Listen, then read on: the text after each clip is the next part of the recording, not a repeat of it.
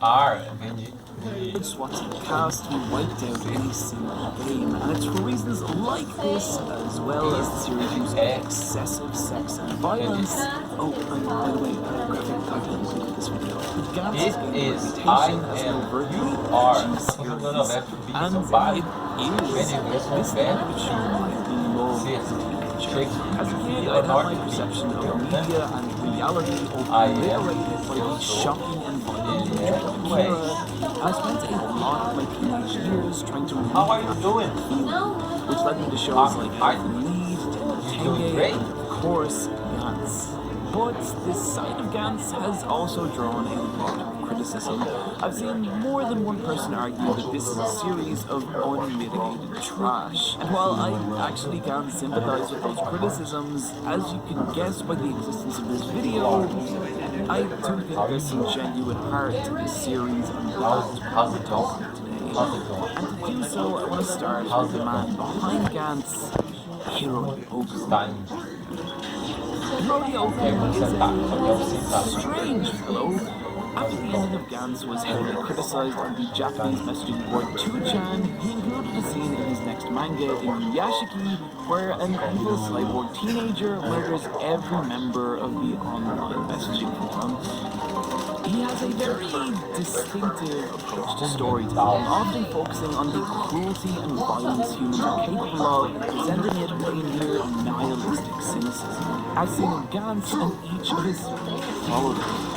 But what's interesting is that he wasn't always like this. In fact, his first manga, Pen, was a comparatively light-hearted ichi drama that found success in weekly Young Jump magazine. However, things would then take an unfortunate turn.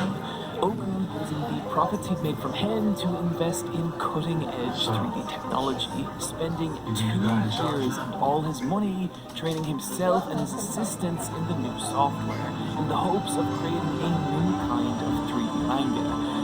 The only problem was that this was the mid-90s and 3D software still had a long way to go, and so his resulting manga 01 in part looks like this. Yeah. 01 was cancelled after only 3 volumes, leaving Oku without income and on the verge of bankruptcy. And I have to wonder if the desperation of that situation contributed to the bleaker tone of Gantz, and perhaps why its struggle for survival feels so real. Because for Oku, it was. There's a cynicism that runs through every part of Gantz, never more apparent than in its main character, Kei Kurono. And Kurono kind of sucks. He's cynical, isolated, and bitter, having separated from his family with no friends or anyone he can even talk to. And because of this, he's grown apathetic, cold, only seeing other people for how they can benefit him, even abusing the trust other people place in him. And because of this, it's very easy to dislike Kurono, especially in Gantz's early chapters. But after a little while, what becomes apparent is that he's a product of the world around him. Kurono's school, for example, is presented as this Darwinian nightmare where older students sow violence and humiliation among their peers. One particular early story arc involving an upperclassman known as the dentist, who tortures his classmates by ripping out their teeth and collecting them. This is the world of Gantz. It presents society at its most bleak and callous, and because of this, it's easy to see how Kurono has become who he is. How the life and enthusiasm he had as a child has been crushed out of him, leaving a cold, cynical shell of a person. And in understanding this, it gives us a believable baseline to watch Kurono grow over the course of the story. And that's a book that starts when he's drawn into the game of Gantz. While being summoned by Gantz is initially a very bad thing that forces Kurono to face unimaginable horror, it also does something else. It shatters Kurono's isolation, forcing him into contact with the other participants of the game. Their only hope for survival is to work together to overcome whatever danger the night brings. And so, slowly, over the course of the games, people start to rely on Kurono, and he in turn begins to rely on them. the group sharing the bond that is absent from Chrono's life. There's a chapter that illustrates this really called Daytime Lantern, which starts with one of Chrono's teachers calling him a daytime lantern, i.e. that he is totally useless.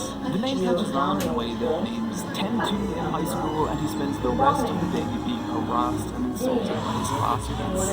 But then that evening, he's visited by his teachers from Gans, who have come to look at him as their leader, and together they bound across rooftops and train for whatever challenge awaits them in the next game. The chapter ended with Chrono staring silently at the people he's held in.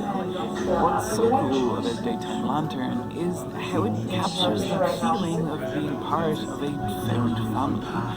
That in his life, Chrono is this nobody who is harassed and ignored.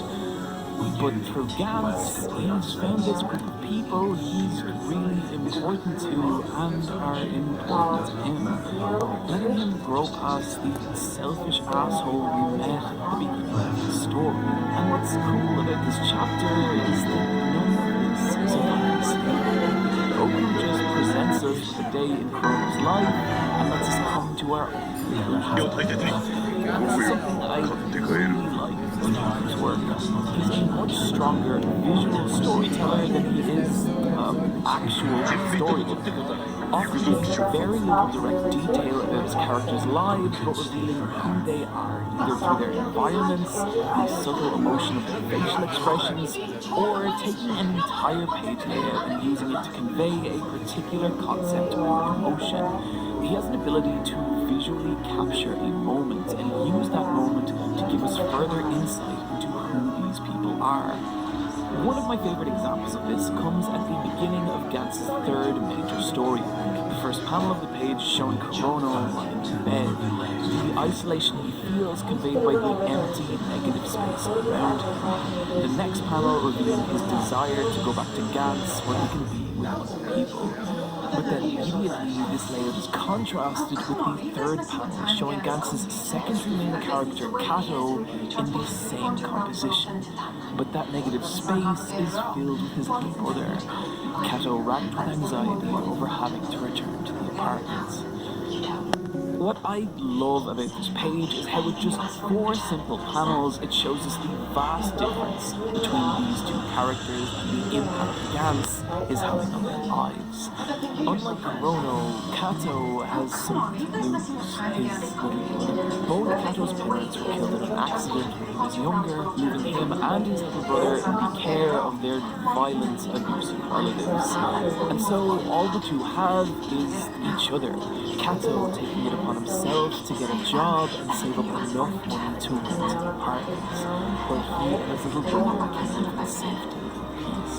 But because of this, his relationship with Gans is totally different from Chrono's, as he knows that if his kid will vanish from his brother's life with no explanation, leaving the child alone and defenseless in a cruel, violent world.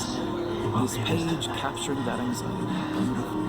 And it's for moments like this that I would really recommend the manga of Gans over all other versions, as well as the fact that it's the only way to experience the vast majority of the story.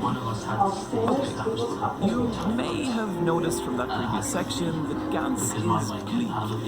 Really, really bleak.